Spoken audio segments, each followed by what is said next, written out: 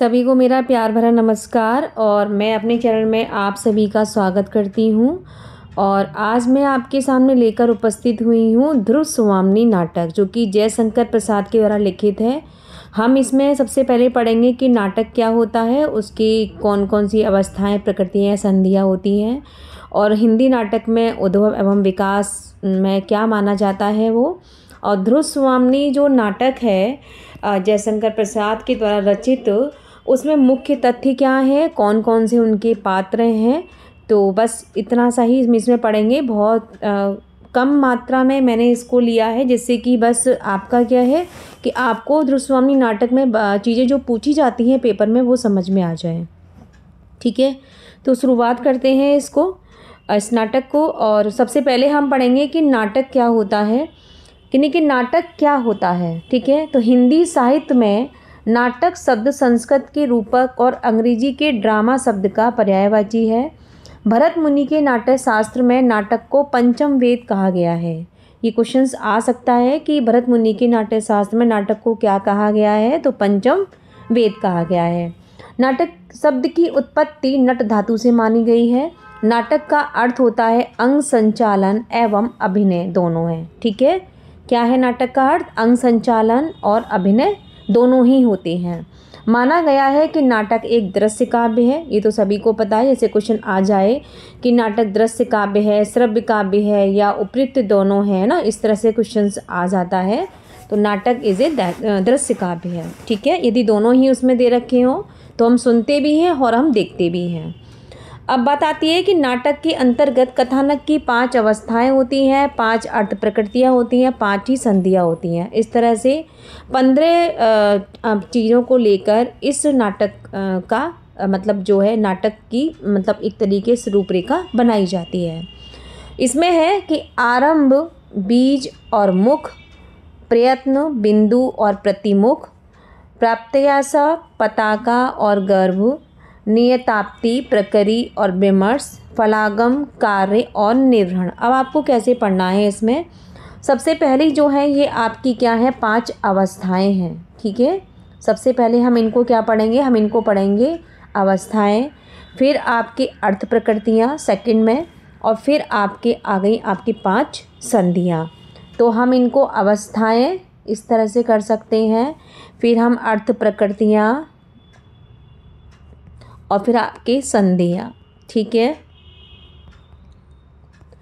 तो ऐसे भी क्वेश्चंस कभी कभी आ जाता है, मानो इसमें से 3 दे दी और इसमें से ये पूछा कि इसमें से कौन सी अवस्था नहीं है या कौन सी संधि है, तो आपको थोड़ा सा इसका ध्यान रखना होगा। अब बात आती है कि हिंदी नाटक का उद्भव एवं विकास के बारे में हम थोड़ा सा जानेंगे कि संस्कृत नाटककारों में सबसे पहला नाम भास को मिलता है। भास यानी कि संस्कृत के नाटककार थे, जिसमें स्वप्नवास बद्धता सबसे प्रसिद्ध नाटक है। ये किसका है? ये नाटक किसका है? भास का है। ठीक है, ये भी आप ध्यान रखिएगा। कुछ विद्वान हिंदी नाटक का उद्भव वीरगाथा काल के कवि विद्यापति द्वारा रचित गौरछा विजय को हिंदी का प्रथम नाटक मानते हैं। यदि क्वेश्चन आ जाए कि वीरगाथा काल के जो विद्यापति कवि थे उनके द्वारा कौन सा नाटक लिखा गया, तो वो था गौरछा विजय। ठीक है, और हिंदी का प्रथम नाटक वो माना जाता था, लेकिन ये पूरी तरह से एक तरह से वो नहीं, वैलिड नहीं था, लेकिन कुछ विद्वान इसको मानते थे। भारतेंदु हरिश्चंद्र जब आए नाटक की श्रृंखला में, तो भारतेंदु हरिश्चंद्र ने विश्वनाथ प्रताप सिंह द्वारा रचित आनंद रघुनंदन को हिंदी का पहला नाटक माना। ठीक है, ये क्वेश्चन भी आ सकता है कि भारतेंदु हरिश्चंद्र ने हिंदी का पहला नाटक किसे माना? आनंद रघुनंदन को। और आनंद रघुनंदन जो है वो नाटक किसके द्वारा रचित था? विश्वनाथ प्रताप सिंह के द्वारा। इसके बाद श्री गोपाल चंद्र, जिनका उपनाम जो था गिरधर दास था, सन 1859 में लिखा नहुस नाटक हिंदी का सबसे पहला नाटक माना जाता है। ये क्वेश्चन भी आ जाता है कि ये कब लिखा गया और किसके द्वारा लिखा गया, तो इनका उपनाम गिरधर दास है और श्री गोपाल चंद्र जो है इनका मूल नाम है। लेकिन किन्हीं कारणों से हिंदी का सर्वप्रथम नाटक नहीं माना जाता। लेकिन कहता ना कि कुछ ना कुछ चीज़ें, कुछ ना कुछ कमी रह जाती है, जिसके कारण इनको नाटक नहीं माना गया। हिंदी गद्य के जन्मदाता भारतेंदु बाबू हरिश्चंद्र को ही पहला नाटककार माना जाता है। ठीक है, यानी कि कुछ लोग जो आए वो उन्होंने जो भारतेंदु हरिश्चंद्र ने जो नाटक लिखे थे उनको ही मतलब हिंदी गद्य के जन्मदाता जो थे भारतेंदु बाबू हरिश्चंद्र, उन्हीं को नाटककार माना गया मुख्य रूप से। अब आती है बात कि हिंदी नाटक के विकास को निम्न युगों में विभाजित किया गया, जिसमें से जो युग हैं वो अभी आपको मालूम होने चाहिए। सबसे पहला है आपका भारतेंदु युग, फिर संधि युग, प्रसाद युग, प्रसादोत्तर युग, स्वातंत्रोत्तर युग, समकालीन युग। अब जो आप पढ़ेंगे, यानी कि आप पढ़ेंगे जयशंकर प्रसाद के प्रमुख ग्रंथ, और आप जयशंकर प्रसाद का ध्रुवस्वामी नाटक पढ़ रहे हैं, तो ये हमारा आता है किसके अंतर्गत? प्रसाद युग के अंतर्गत, जिसको आप पढ़ेंगे।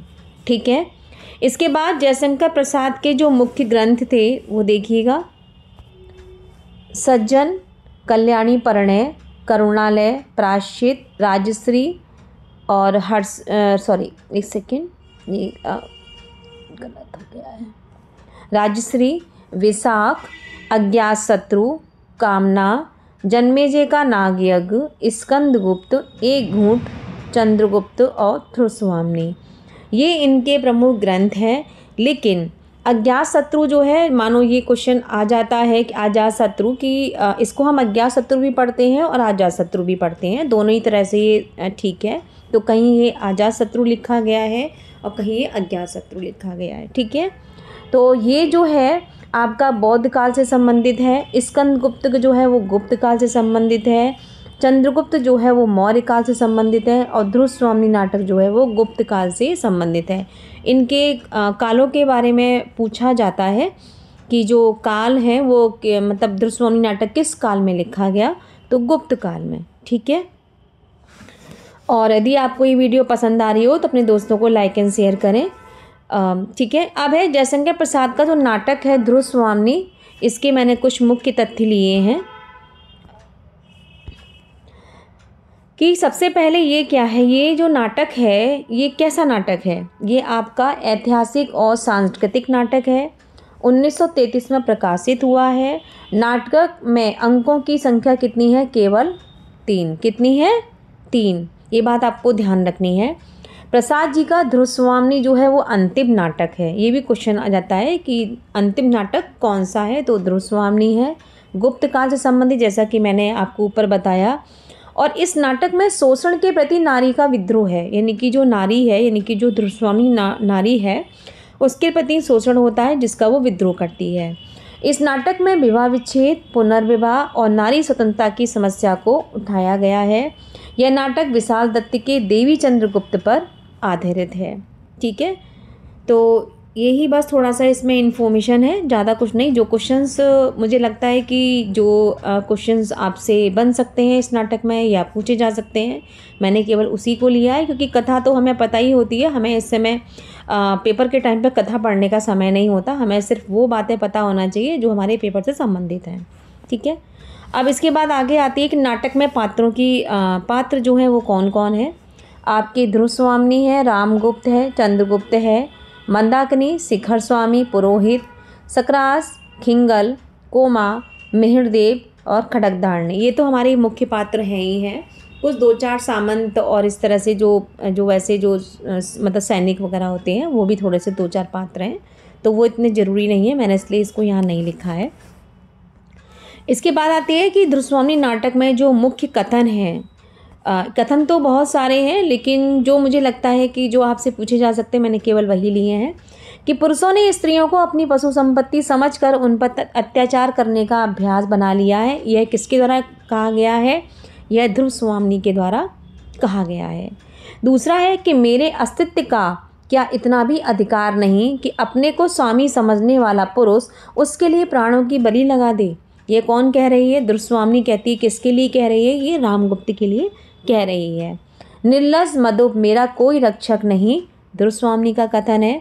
मैं उपहार में देने की शीतलमणि वस्तु नहीं हूँ, ध्रुवस्वामिनी। मूर्खों ने अपने स्वार्थ के लिए साम्राज्य के गौरव का सर्वनाश करने का निश्चय कर लिया है। यह कथन किसका है? मंदाकिनी का है। जीवन विश्व की संपत्ति है, यह चंद्रगुप्त के द्वारा कहा गया है। प्रेम का नाम ना लो, वह एक पीड़ा थी जो छूट गई, यह कोमा कहती है, किससे कहती है ये कोमा, और सकराज के बीच का कथन है, कोमा कहती है सकराज से, कोमा सकराज से कहती है।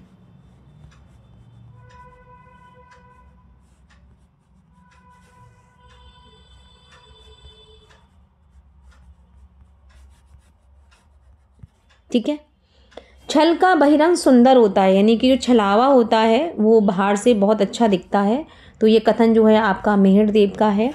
विधान की स्याही का एक बिंदु गिरकर भाग्य लिपि पर कालिमा चढ़ा देता है, ये किसने कहा है? चंद्रगुप्त ने कहा है। पंक्तियाँ तो बहुत हैं और क्या कहते हैं, तो मुझे तो जो लगा वो मैंने आपको बता दिया जो, और आपको पढ़ा दिया है। अब बस आप इसको पढ़ लीजिएगा ध्यान से। ठीक है, ऑल दी बेस्ट। आपके पेपर के लिए बहुत बहुत शुभकामनाएं। धन्यवाद एंड थैंक यू।